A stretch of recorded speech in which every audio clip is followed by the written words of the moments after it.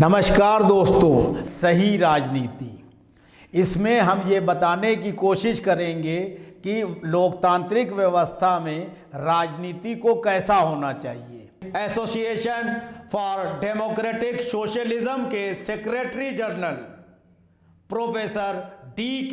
गिरी साहब वे बताएंगे कि किस तरीके से लोकतांत्रिक व्यवस्था में सरकारों, राजनीतिक दलों और जनता को अपनी नुमाइंदगी पेश करनी चाहिए और उनके अपने अपने क्या क्या अधिकार हैं। इस प्रोग्राम के माध्यम से जनता को ये बताने का प्रयास किया जाएगा कि हमारे देश में राजनेताओं, सरकार, राजनीतिक दलों और जनता को किस तरीके से अपने लोकतांत्रिक और संवैधानिक अधिकारों का इस्तेमाल करना चाहिए ताकि देश आगे भी बढ़े और जनता को मान सम्मान के साथ जीवन जीने के सुअवसर प्राप्त हों।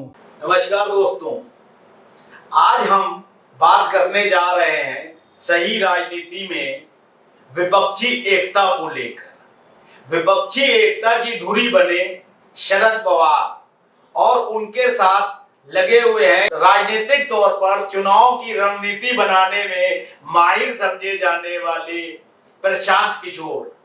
अब शरद पवार के नेतृत्व में सारा विपक्ष एकजुट हो रहा है। अभी से 2024 के लोकसभा चुनाव में भारतीय जनता पार्टी को सत्ता से बेदखल करने की रणनीति बनाई जा रही है। इन्हीं सब मुद्दों पर आज हम प्रोफेसर D.K. गिरी साहब से चर्चा करेंगे और जानना चाहेंगे कि सही राजनीति लोकतांत्रिक देश में किस तरह से होना चाहिए। तो आइए मिलते हैं प्रोफेसर D.K. गिरी से। नमस्कार।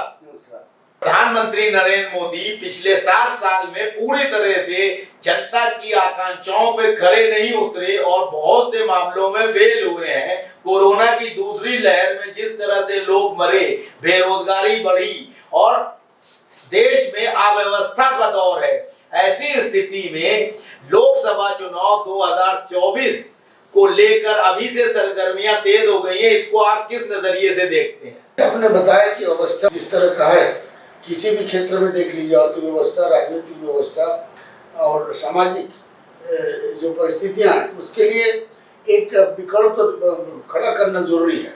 ओपोजिशन एकदम खंडित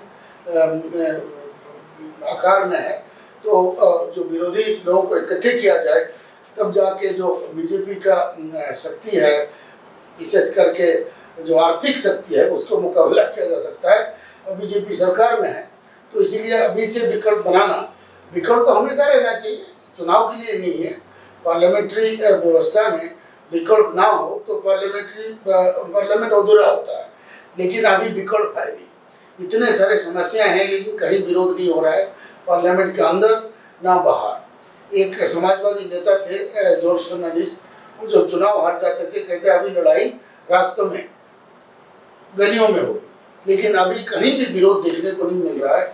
और पेट्रोल का देखिए, जो जिससे काफ़ी आम जीवन लोगों का निर्भर करता है, वो पेट्रोल का दर 100 से ऊपर हो गया, लेकिन कोई मुँह या चू नहीं कर रहा है। तो विरोध होना जरूरी है लोकतंत्र में, और विरोधी दल विरोध को नेतृत्व लेते हैं।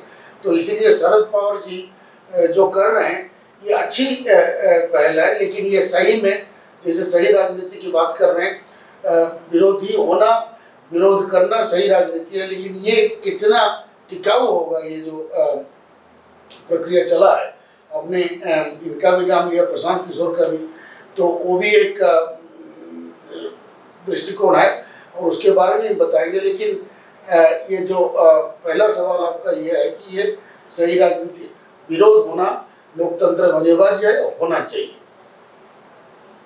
क्या हमारे नेता, वो चाहे उत्तर प्रदेश के नेता हों, मध्य प्रदेश के हों, छत्तीसगढ़ के हों, गुजरात के हों, राजस्थान के हों, पश्चिम बंगाल के हों, इतने नकारा हो गए हैं कि वो अपनी राजनीतिक परिपक्वता दिखाते हुए जनहित के मामलों को लेकर जनता के बीच में स्वयं से जाने में अक्षम है, जो उन्हें किसी PR कंपनी या प्रशांत किशोर जैसे सलाहकारों की आवश्यकता पड़ती है?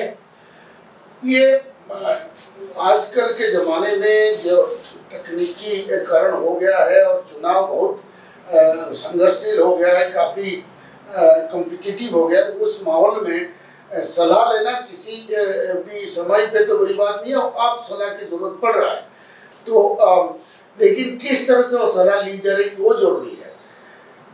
विशेष करके जैसे प्रशांत किशोर जी का बात आती है, वो क्या करते हैं, डायरेक्ट जो पार्टी का नेता है, प्रेसिडेंट हैं, किसी पार्टी का उनके साथ डायरेक्ट संबंध रहता है, तो बाकी पार्टी में किसी से वो सलाह मशवरा करते नहीं है और देते नहीं है। तो उसके चलते पार्टी का जो कल्चर है, लोकतांत्रिक कल्चर पार्टी के अंदर है, वो खत्म हो जाता है, क्योंकि आपका डायरेक्ट कॉन्टैक्ट प्रेसिडेंट से है। प्रेसिडेंट का विश्वास में, कॉन्फिडेंस में आप जो कहेंगे, जो करेंगे वो पार्टी में वही होगा। इसके चलते काफ़ी लोग पार्टी के अंदर भी बड़ा दुखी होते हैं और पार्टी छोड़ के भी चले जाते हैं। तो ये प्रणाली सही नहीं है कि आप एक ही प्रेसिडेंट से बात कर रहे हो, प्रेसिडेंट सलाहकार के रूप में आपको काफ़ी पावर दे दिया। हमें किसी पार्टी के अंदर जाके हमें इंटरफियर के हस्तक्षेप नहीं करना चाहिए। हम कोई भी पार्टी के व्यक्ति हमें सलाह मांगे, हमें देना चाहिए। और पार्टी के ऐसे सिस्टम हो, मान लो कैंपेन कमेटी होता है चुनाव के समय, तो कैंपेन कमेटी सबसे बात करें। टिकट का जो आवंटन होता है, टिकट का जो लोग तय करते हैं, नॉमिनेशन करते हैं, उसमें भी उनका एक पार्लियामेंट्री बोर्ड होता है, उससे बात करें। जो पार्टी का जो प्रक्रिया है, लोकतांत्रिक प्रक्रिया है, उसको आघात ना करे जाके। बाकी प्रशांत किशोर की जो आपने बात किया, ये प्रशांत किशोर जी अभी माने जाते हैं बहुत बड़ा रणनीतिकार चुनाव का, लेकिन उनका शुरुआत हुआ था एक स्वास्थ्य का एक सलाहकार थे। उन्होंने मंत्री, प्रधानमंत्री को चिट्ठी लिखा था कि देश में माल न्यूट्रिशन, कुपोषण को लेके बड़ा समस्या है, तो उन्होंने कुछ सुझाव दिया था। उस वक्त गुजरात में मोदी जी मुख्यमंत्री थे, उनको शायद ये अच्छा लगा, प्रशांत किशोर को अपना सलाहकार, स्वास्थ्य सलाहकार करके बुला लिया था।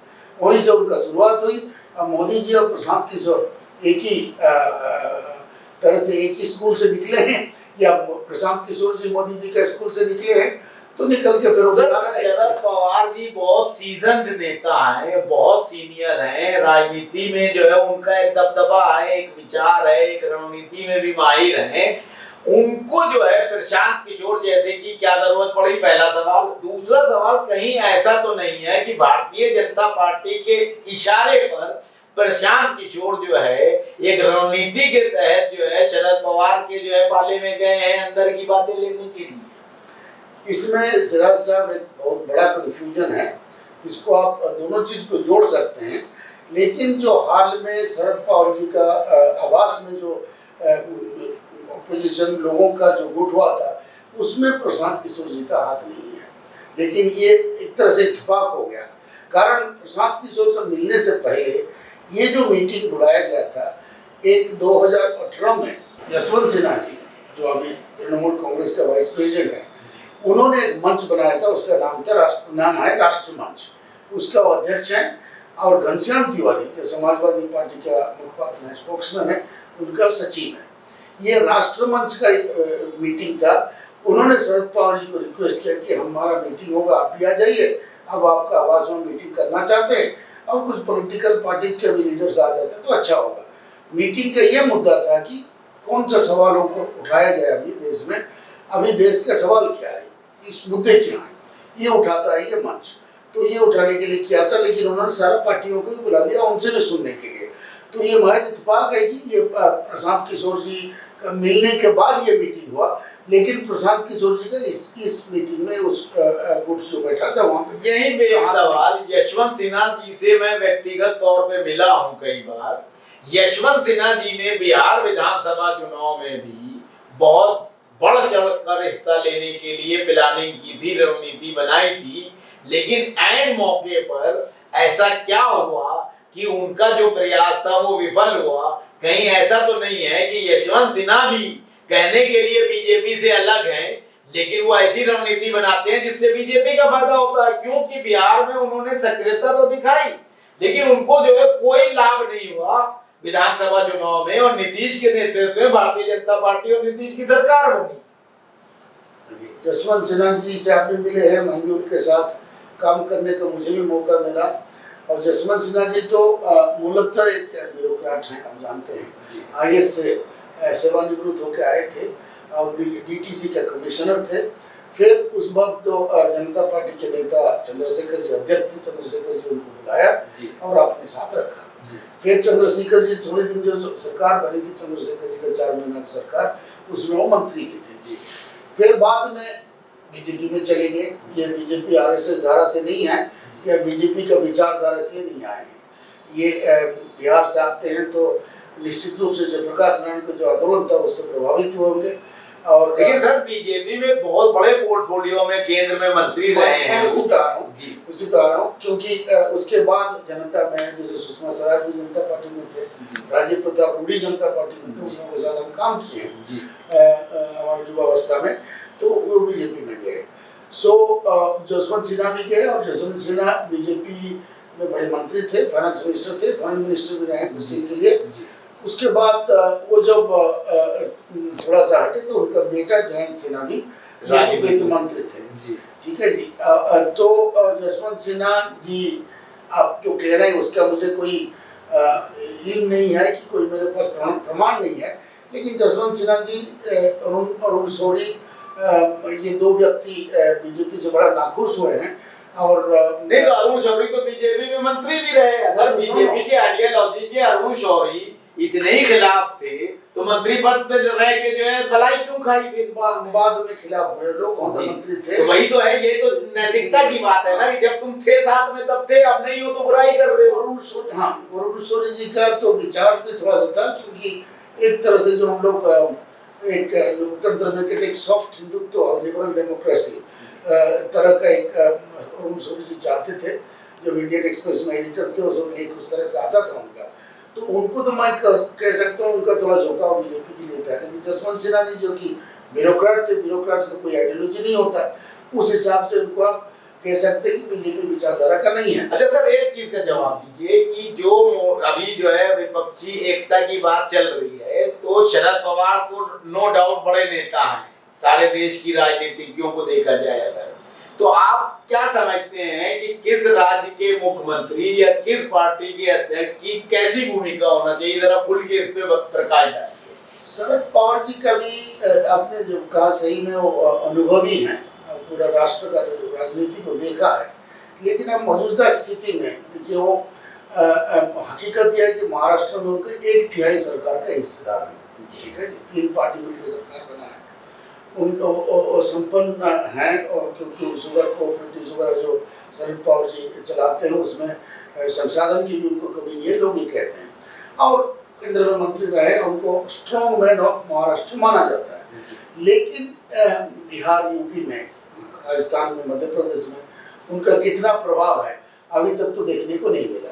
और शरद पवार जी अगुवाई जरूर किए होंगे, लेकिन उनका जो स्वास्थ्य का अवस्था है, इस मैंने उनसे हाल में मिला था 1 महीना पहले, और धीरे धीरे चल रहे हैं, तो स्वास्थ्य भी एक जीवन में एक मायने रखता है। मेरे को नहीं लग रहा है कि शरद पवार जी ये गुट का नेतृत्व करते हैं। उनके अलावा उनका शरद पवार जी उनको जिसको कहते हैं फैसिलिटेटर, उसका शायद उसको एक धकेल सकते हैं, उनको इकट्ठे कर सकते हैं, उस हिसाब से दूरी बन सकते हैं। लेकिन खुद उसका नेतृत्व तो वो किसको जो है पसंद करेंगे आपके? आप इसका कहना मुश्किल है, इसीलिए कि बाकी जो लोग हैं देखिए बीजेपी का जो बाकी चीफ मिनिस्टर्स को देख लीजिए, उसी से नेता आते हैं जी है ना। जो प्रधानमंत्री बनता है पहले चीफ मिनिस्टर होता है, मोदी जी भी चीफ मिनिस्टर बन के आए थे जी। तो चीफ मिनिस्टर को देख लीजिए, तो आप जैसे 2 आंध्र का तेलुगु चीफ मिनिस्टर है ना, उनका भी बीच में बीजेपी के प्रति झुकाव रहता है। मैं जगन मोहन की बात कर रहा हूँ और KRS की बात कर रहा हूँ जी। बिल्कुल ठीक है जी। चंद्रबाबू नायडू तो अभी विरोध में लेकिन रहे हैं, वो भी रहे जी। दूसरा जो उड़ीसा में नवीन पटनायक 5वां बार चीफ मिनिस्टर बने हैं, वो तो खैर है नहीं इस रेस में, लेकिन इनको भी लेते हैं, वो भी बीजेपी का एकदम सही। ठीक है जी। तो बाकी जो चीफ मिनिस्टर्स हैं कांग्रेस के जी, या ममता जी हैं या कम्युनिस्ट हैं। कम्युनिस्ट का तो एक ही स्टेट है, नहीं देखे वो इत्तेफाक से जीत गए हो, तो वो गिनती में नहीं आते जी। ठीक है, कांग्रेस का चीफ मिनिस्टर आ सकते हैं, लेकिन कांग्रेस पार्टी का जो है देख रहे हैं, कांग्रेस पार्टी का जो हाल है, परिवार को छोड़ के कांग्रेस पार्टी में नेतृत्व किसी का नहीं है किसी का हाथ में, परिवार का ही है। जी। तो कांग्रेस को अलग से हम चर्चा करेंगे, लेकिन ये सबसे निकल के आ रहा है ये ममता बनर्जी का छवि, क्योंकि ममता बनर्जी एक मुख्यमंत्री है, पूरा भारत बीजेपी को और भारत सरकार को उन्होंने शिकस्त दी बंगाल के चुनाव में। ये बहुत बड़ी जीत है, बहुत बड़ी उपलब्धि है। तो उस हिसाब से अगर उसको देखेंगे, क्योंकि जब उन्होंने कम्युनिस्टों को हराया था, मैं केरल गया था, मैं आपको बताऊं, जो कम्युनिस्ट के विरोधी लोग थे वो हमको कहते थे सर हमको ममता बनर्जी से नेता चाहिए, क्योंकि कम्युनिस्टों को भी 32 साल उनका जो राज रहा उसका भी उन्होंने शिकस्त दिया तो उनको हटाया था। तो केरल वाला कहते हैं हम कम्युनिस्टों को तब हटा सकते हैं जिसे ममता बनर्जी से हमें कोई लीडर मिल जाए।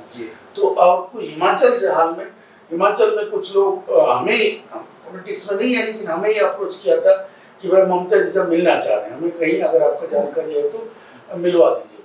तो ममता जी का नाम तो अभी रेस में आ रहा है, लेकिन देखा जाए तो ममता बनर्जी का भी त्रिपुरा में थोड़ा बहुत एमएलए थे और जो है लेके बंगाल में, और कहीं नहीं है उनका।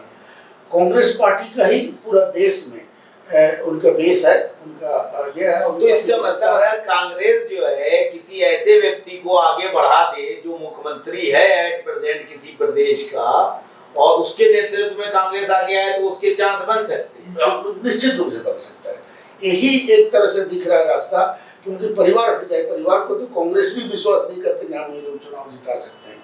परिवार मतलब भाई बहन, लेकिन परिवार तो त्यागी परिवार है। सोनिया गांधी जो है मतलब अध्यक्ष पद त्याग देती हैं, सोनिया गांधी जो है मनमोहन सिंह साहब को प्रधानमंत्री बना देती हैं। तो कांग्रेस को अगर दिखेगा कि हमारा अमुक सीएम पीएम बन सकता है तो वो बना देगी, उसमें क्या प्रॉब्लम है।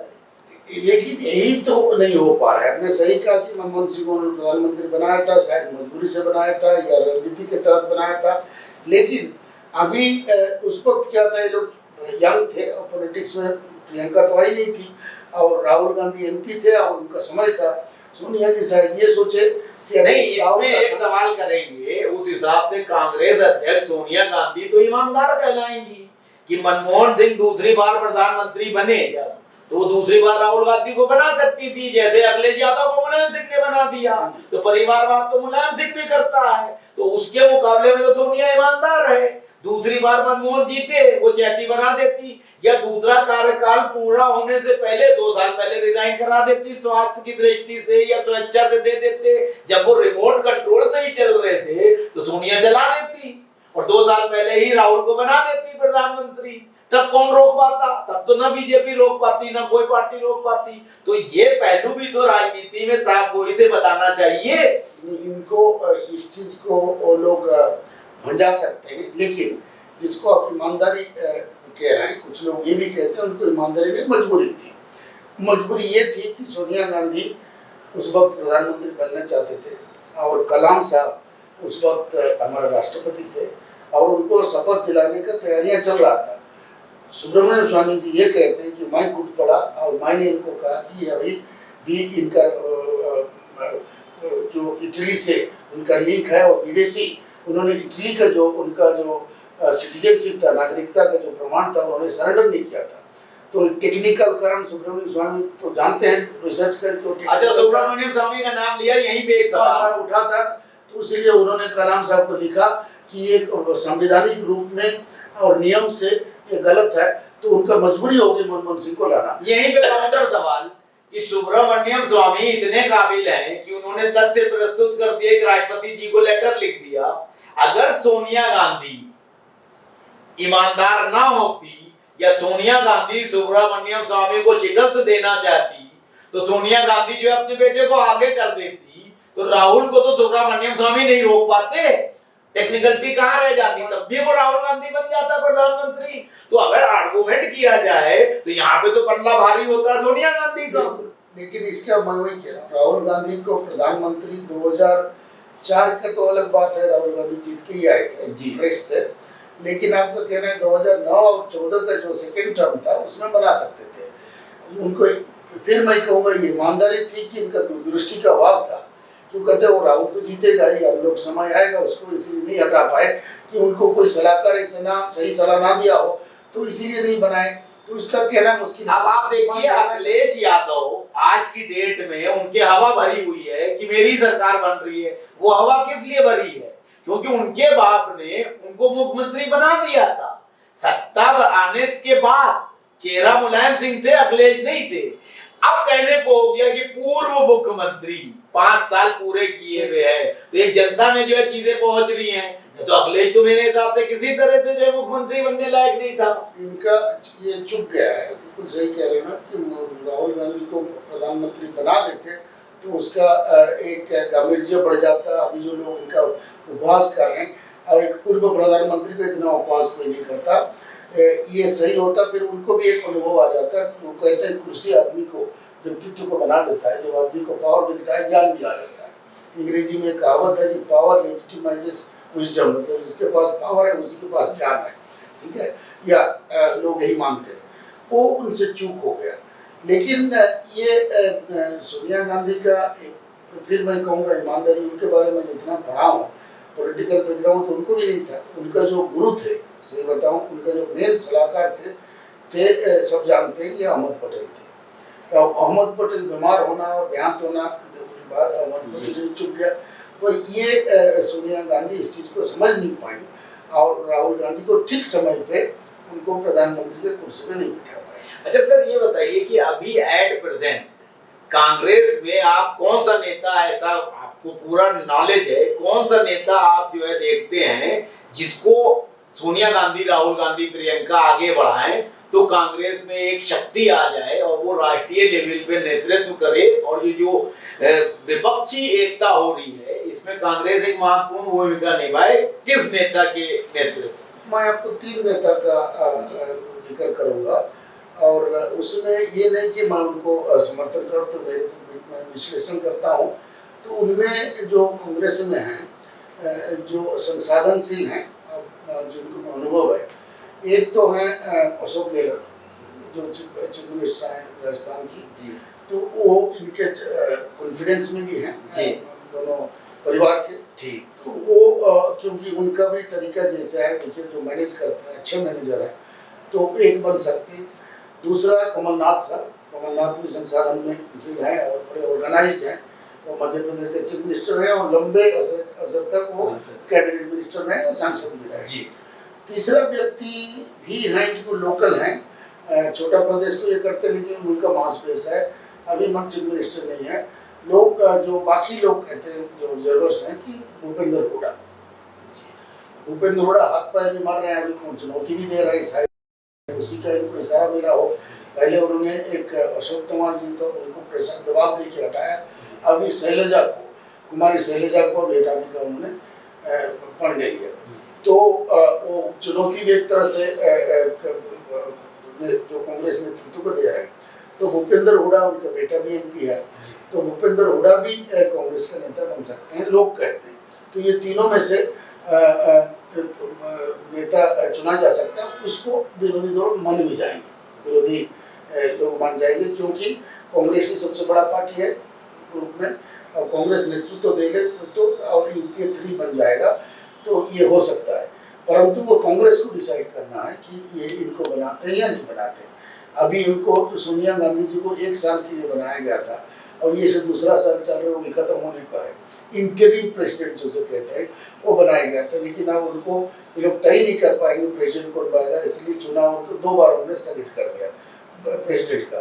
तो कांग्रेस एक बड़ा संकट में है, वो तय नहीं कर पाएंगे कि लीडरशिप का जो सवाल है या जो बवाल है उसको कैसे सुलझा जाए। आखिरी सवाल कि आप जो है क्या महसूस करते हैं कि प्रधानमंत्री नरेंद्र मोदी को सत्ता से बेदखल करने के लिए विपक्षी दलों को एकता के साथ साथ कौन से वो मुद्दे उठाना चाहिए जो जनता के बीच प्रभावकारी हो?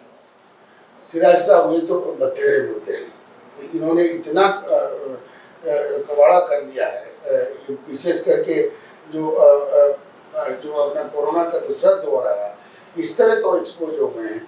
तो मुद्दे तो भरपूर हैं, जैसे का इकोनॉमी, हमारी जो अर्थव्यवस्था पूरा बिगड़ गया, हमारा जो ग्रोथ होता है जिसकी पूरा देश दुनिया मानता है, वो हमारा नेगेटिव में चला गया है।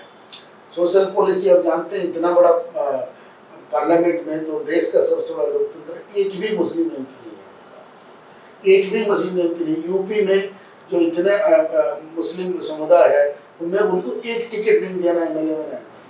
तो ये पूरा सांप्रदायिक पार्टी है, ठीक है जी। एक और दूसरी बात, अब फॉरेन पॉलिसी में देख लीजिए, फॉरेन पॉलिसी में चाइना अभी हमारे छाती में पैर कर रखा है।